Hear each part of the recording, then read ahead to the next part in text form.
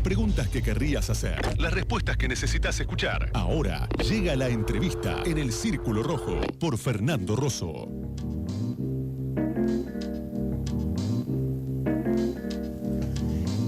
Uno de los acontecimientos de estas semanas y de estos días fue la detención de 33 personas en la movilización contra la ley Bases, cuando se trataba particularmente en el Senado, frente al Congreso, como se terminó demostrando por múltiples imágenes, testimonios y declaraciones, una cacería al voleo de mucha gente que no tenía nada que ver. No me gusta decir esto, no tenía nada que ver, porque efectivamente había gente que ni siquiera había participado de la movilización, pero mucha de la gente que fue a participar de la movilización tampoco tenía nada que ver con las acusaciones que recibieron por parte del fiscal Carlos Stornelli, porque fueron a ejercer un legítimo derecho a protestar. Entonces, en ese sentido, nadie tenía nada que ver, pero bueno, para mostrar la brutalidad del operativo, se demuestra que había gente que casi pasaba por ahí entre los detenidos. Primero se liberaron a un grupo, después se liberaron a todos, terminaron liberados 28 personas y quedan 5 en cárceles federales, según tengo entendido,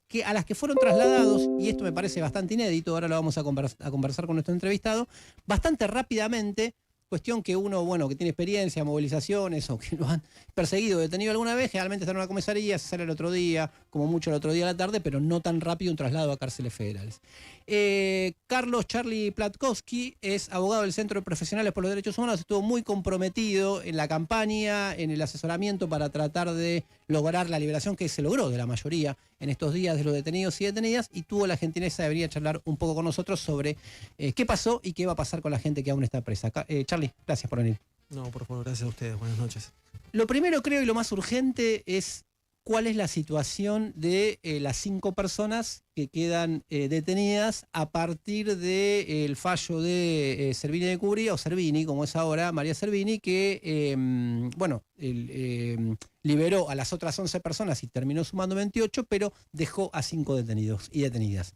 ¿Cuál es la situación de esas personas? Sí, me parece, en primer lugar, me parece bien empezar por ahí, porque es lo primero que tenemos, el próximo paso de la campaña, porque se caiga definitivamente esta causa. Efectivamente tiene que ser lograr la libertad de estos 5 compañeros, estos 5 manifestantes que fueron detenidos el 12.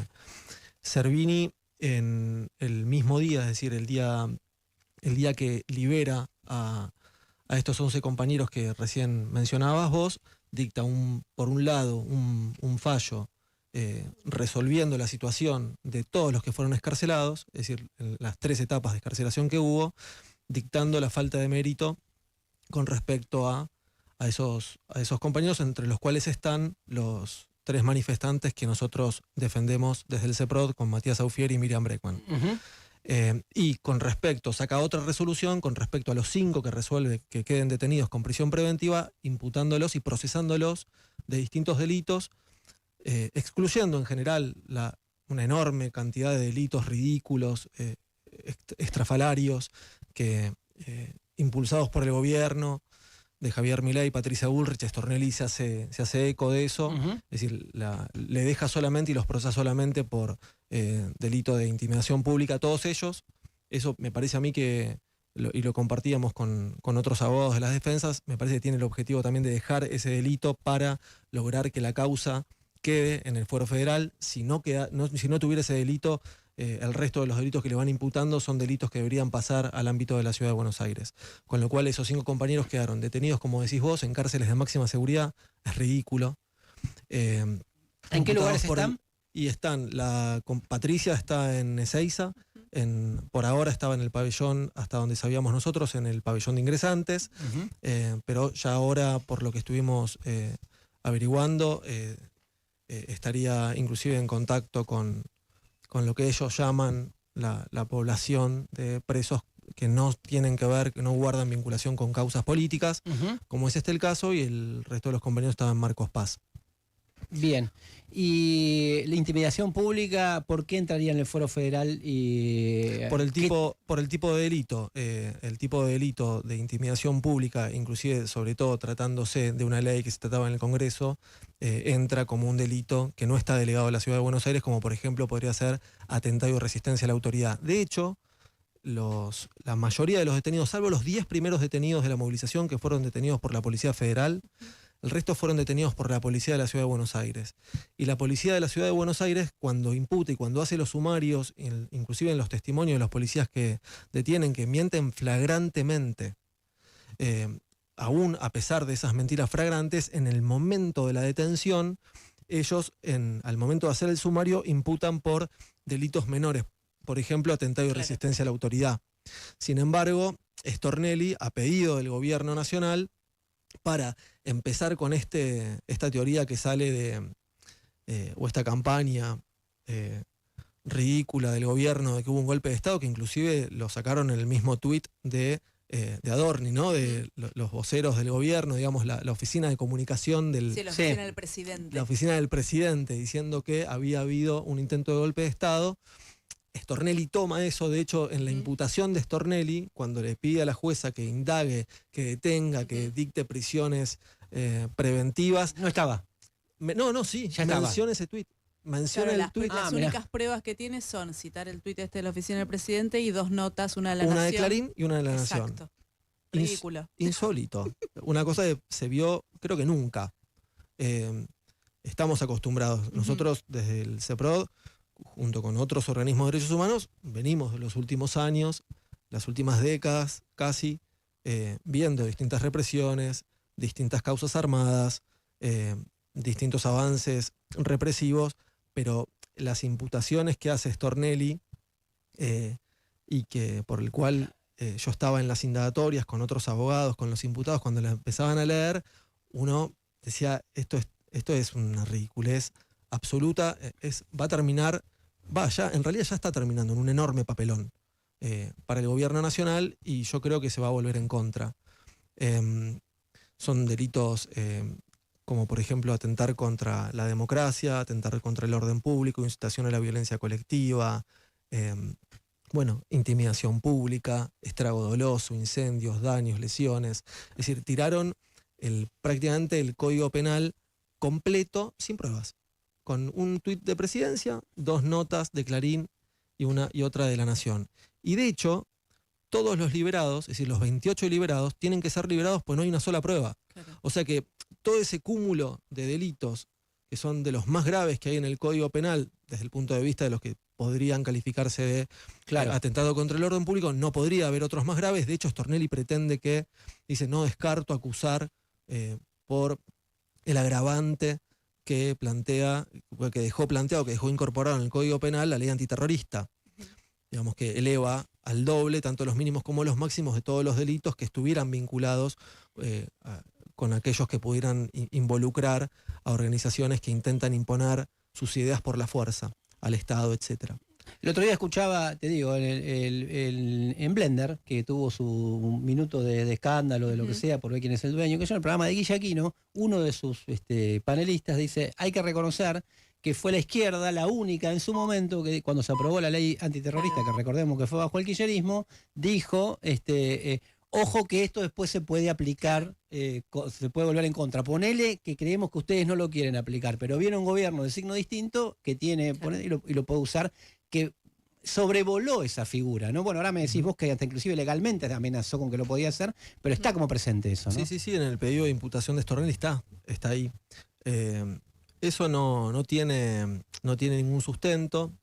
De hecho, inclusive él quiere avanzar, porque en realidad es la voluntad del gobierno también, avanzar contra las organizaciones, es decir, menciona la pertenencia a una organización que pretende imponer, pero eso tampoco va a avanzar. Y yo lo que te mencionaba recién de que empieza a volverse en contra. Primero empieza a volverse en contra por el peso de los hechos. Quedan estos 5 compañeros detenidos y nosotros... como bien decías vos, lo primero, la campaña va a seguir y se va a seguir fortaleciendo por esos 5 compañeros hasta que estén en libertad, pero lo que decía yo, se está volviendo en contra porque ya el hecho de que tuvieran que liberar y dictar la falta de medio de 28 de 33 demuestra de que, como decías vos, eran detenciones al voleo, fue una cacería, y no solamente eso, sino que en realidad necesitaban tener muchos detenidos para justificar los delitos que después querían imputar. Vos no podés detener a 3. Claro, no podés detener a 3 personas y después decir, pero había un golpe de Estado en cierne. Bueno, no podés que 3 personas Bueno, pero aún así, con 33 detenidos, cuando después se ve la calidad de esos 33 detenidos, las pruebas que había contra esos 33 detenidos, las conductas que había contra esos 33, también igual queda ridículo. Hayas detenido a los que hayas detenido, los hayas mandado a penales de máxima seguridad o no, también tarde o temprano esa sobreactuación, ese ataque delirante, ese intento represivo delirante también se va a volver en contra. Y te decía que eso es así porque hay un hecho que también para mí es completamente inédito, por lo menos para mí, o por lo menos durante los últimos años, que fue el enorme arco de solidaridad y de pedido y de intervención que se le hizo a la jueza María Servini, pero que también se va a hacer a la Cámara, que tiene que resolver, por ejemplo, los pedidos de excarcelación de estos compañeros y la situación procesal de ellos, pidiéndole que esta causa Stornelli caiga. apeló, ¿no? Stornelli apeló y dijo, yo quiero mandarlo en cana casi a todos de nuevo adentro. Prácticamente a todos, sí. Y una Cámara tiene que resolver sobre eso. Así es. Igual ahora yo, con respecto, para mí, igual con respecto a los que se les dictó la falta de mérito, esa apelación no tiene ninguna vigencia porque ya se te dictó la falta de mérito, con lo cual vos no estás ni siquiera procesado, no tendría no habría posibilidad. Elementos, claro. Claro, sería contradictorio que te dicten una falta de mérito, que es una situación intermedia entre el sobreseimiento y el procesamiento, de que estés detenido si dijo, che, no tengo un solo elemento. La jueza que lleva la instrucción dice, no tengo ningún elemento. Pero vuelvo al tema de la solidaridad. Yo no sé si todos saben, pero es una cosa a destacar. Sí. Se presentó hace pocos días 65.000 firmas a la jueza, al juzgado federal, número 1, de María Servini, diciéndole que esta causa significa un ataque antidemocrático enorme y además de una cantidad inédita. En términos de cantidad, sí, con firmas de peso. Firmaron expresidentes como Lula, Correa, artistas, directores de cine reconocidos internacionalmente como Pedro Almodóvar, actores reconocidos como por ejemplo Esbaraglia, actrices argentinas reconocidísimas en todo el mundo, organismos de derechos humanos de la más amplia, de la más amplio espectro y reconocidos también internacionalmente, un ex juez español, Baltasar Garzón, reconocido también por juicios contra el franquismo, claro.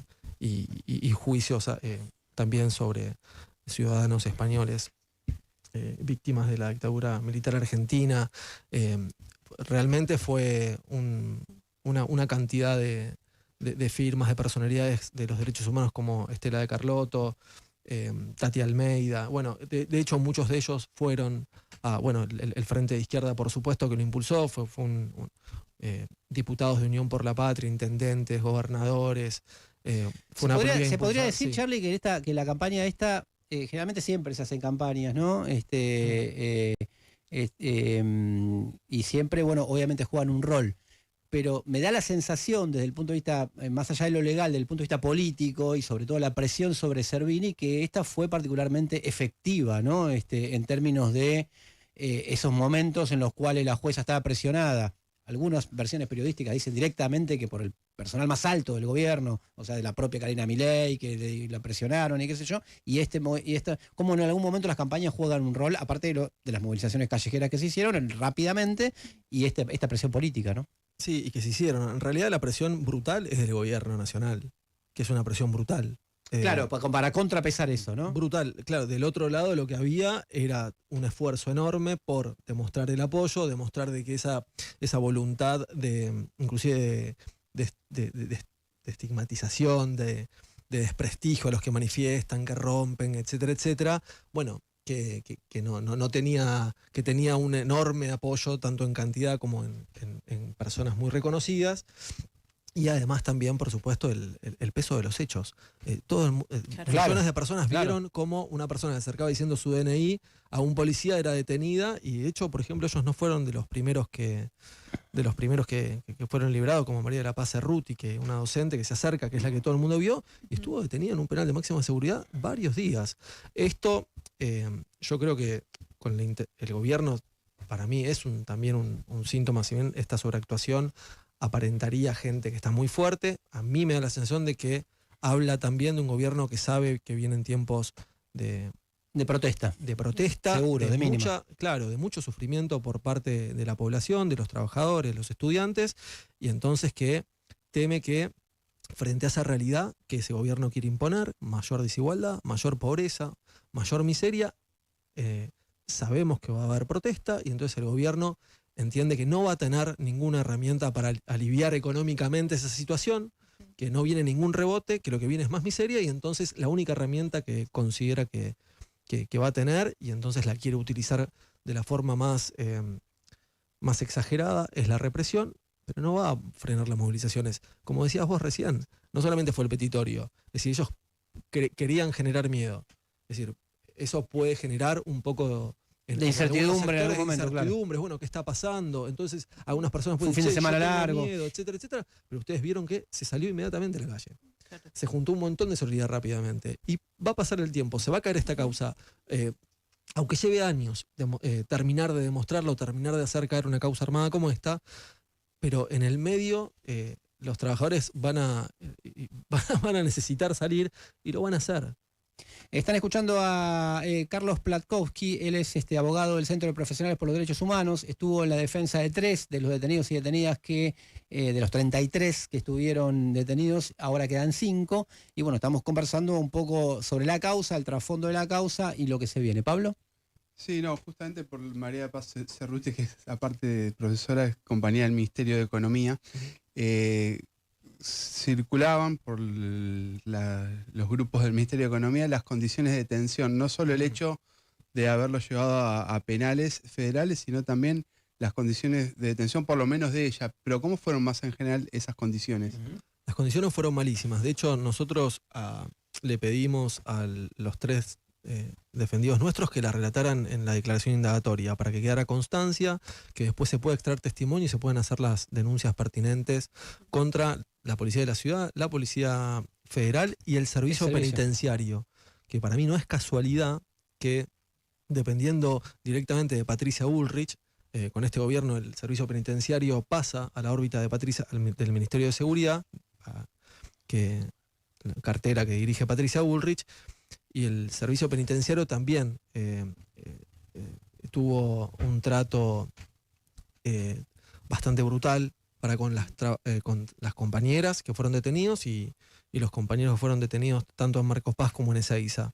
Relataron primero, en primer lugar, los defendidos nuestros relataron que estuvieron en una camioneta de la policía de la ciudad durante casi 10 horas, primero precintados con las manos hacia atrás, pedían por favor que les aflojen los precintos y no les prestaron ninguna atención, lo estuvieron así durante horas, sin comer, sin ir al baño, con los precintos doloridos, y después cuando aceptan sacar los precintos fue para ponerles posas de metal y atarlos, para decirlo así, o digamos encadenarlos, claro, o amarrarlos, tenerlos sujetados a un caño que está abajo de en el piso de esas celulares, de esas camionetas, esos celulares, sí, esos móviles, y así estuvieron varias horas más, es decir, prácticamente en cuclillas, inclinados. Y después, cuando fueron llevados a la alcaldía número 4,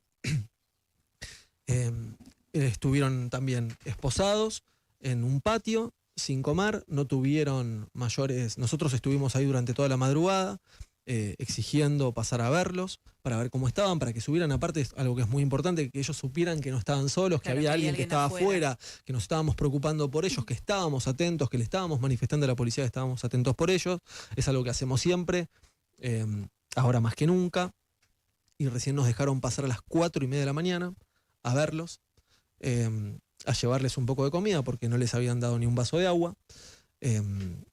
Y lo mismo ocurrió en los días siguientes, durante este ir y venir que tienen los traslados entre la alcaldía número 28, el subsuelo de Comodoro Pi. Bueno, momentos bastante duros. Aún así, cuando salen, uno podría esperar que cuando esas personas salgan como decía recién, ¿no? Bueno, sin ganas de ir a una movilización por mucho tiempo, enojados con la situación, con mucha impotencia. Sin embargo, cuando salen, muchos de esos, cuando salieron esos compañeros, por ejemplo, los que defendíamos nosotros, y contaron cosas que para mí son bastante conmovedoras.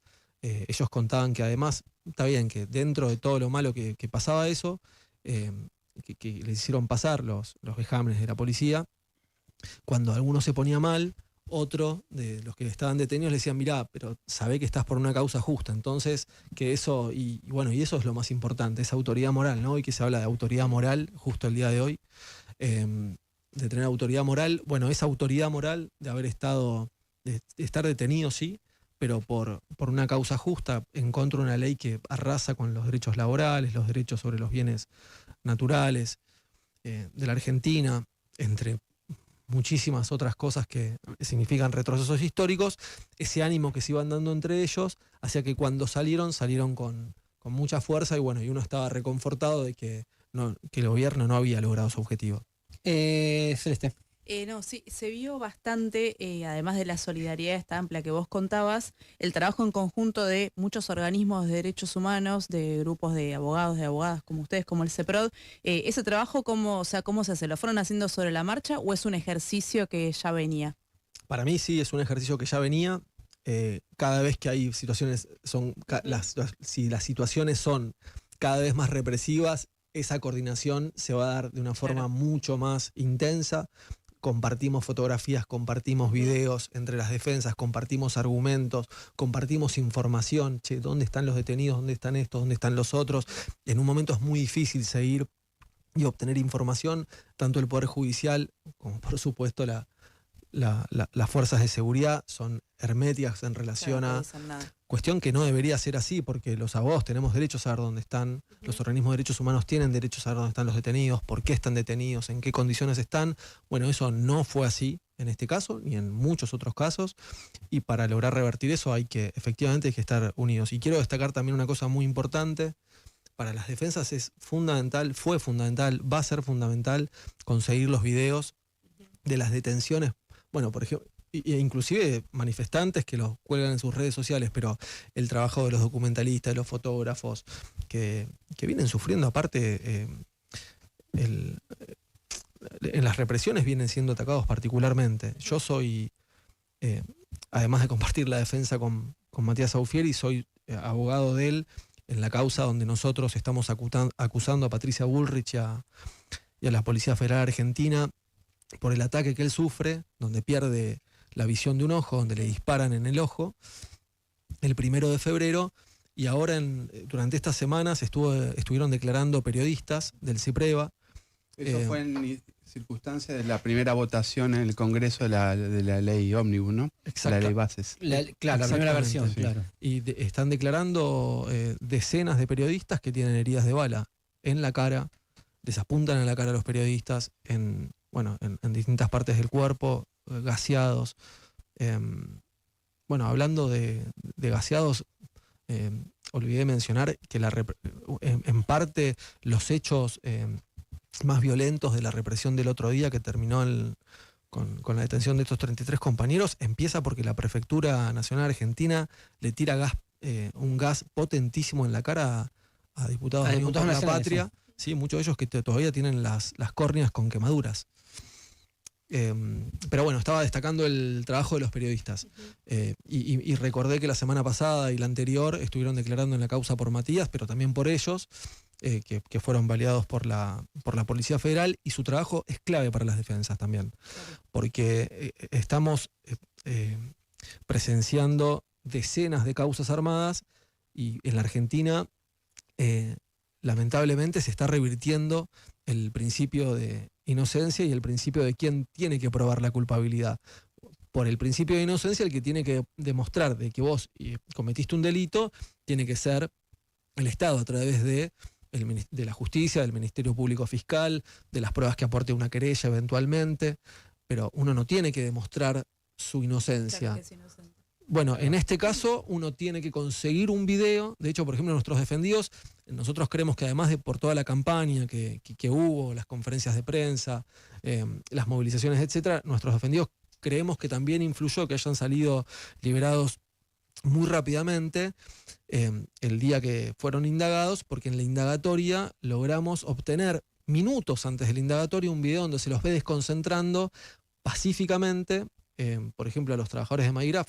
Uno Magigraf es una empresa recuperada. Sí, en Uno Zona de esos- Norte. Sí, uno de esos trabajadores que fue detenido y que nosotros defendemos, hay un video que se lo muestra a pocos metros del lugar de la detención, o sea, segundos antes de la detención, caminando en calma, pacíficamente, a pesar de que muy pocos metros atrás había policías baleando a otro grupo de manifestantes. Pero a él se lo ve muy tranquilo, desconcentrando. Nosotros podemos aportar ese video y entonces no queda otra que liberarlo. Pero bueno, pero no debería ser así. Uno no puede estar filmándose todo el tiempo para demostrar que no cometió un delito. Claro. Bueno, nosotros eso es una de las denuncias que me parece que hay que hacer también por estos 5 compañeros que siguen presos. ¿Sabes qué? A mí me da la impresión para pensar la situación general que han corrido tanto el arco, digamos, ¿no? Porque por eso no quería yo hablar de quién hizo algo y quién no hizo nada, porque qué sé yo, algunos de los 5 que quedan dice que saltó una valla. Y capaz que en el contexto de una represión vos saltás una valla para defenderte o en cualquier revuelta hacia el chiste, pero no es tan chiste, que de la Mayo Francesa al Cordobazo suceden ese tipo de cosas. Ahora, corrieron tanto la valla que dicen, no, el otro estaba caminando tranquilo, pero este saltó una valla. El que saltó una valla no hizo nada tampoco, ¿no? Claro. O sea que también hay una tarea política, legal, ahí, ¿no? De que inclusive defenderse de un policía que te está atacando. Y el que se defiende. Claro, es una defensa, generalmente es una defensa de la represión, no necesariamente es un delito, ¿no? En la movilización, por ejemplo, del 2017, 10 personas perdieron la vista en un ojo. Uno no puede defenderse, tiene que perder la vista, digamos, Pacíficamente, diría, pacíficamente, tiene que poner el otro ojo. Claro. ¿Qué es lo que tiene que hacer uno? Si comienza una represión que pone en riesgo tu integridad física, Claro. ¿qué es lo que tenés que hacer? Ujú. ¿Poner el otro ojo? Claro. No, evidentemente no. Evidentemente eso no funciona así. De hecho, es una causal de justificación defenderse. Claro. Las personas, los pueblos tienen derecho a defenderse, a protestar y a defenderse. Con lo cual, eso también es parte de la tarea de los organismos de derechos humanos de no lograr que se corra esa valla para nadie, ni para los que se defienden, ni para los que no tienen que defenderse y entonces son detenidos, como decías vos, o como yo contaba en este caso de Magigraf, que lo detienen cuando está desconcentrando pacíficamente como a 20 cuadras del Congreso.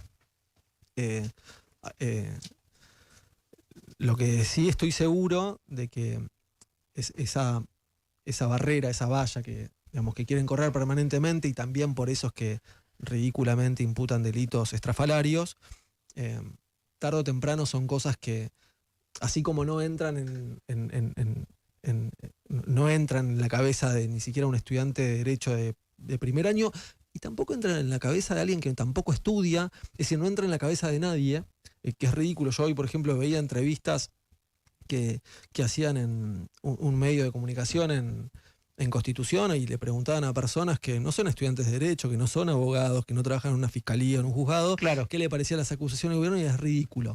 Todos decían, es ridículo. Bueno, Stornelli puede ser un caso muy particular de alguien que ni siquiera debería ser fiscal, que es una persona que digamos, que está acusada o por lo menos que, digamos, es bastante reconocida de una persona que arma causas, es acusada de eso por distintas personas, y es Vox Populi cuál es su conducta, su atadura inclusive con respecto a funcionarios del gobierno, su afinidad ideológica, Sí, su tanto vínculo con al servicios de PRO, inteligencia.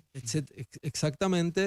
Es decir, eso puede caber también en su tarea, pero tarde o temprano eso va a caer, y tanto por su propio peso como por la actividad de todos nosotros.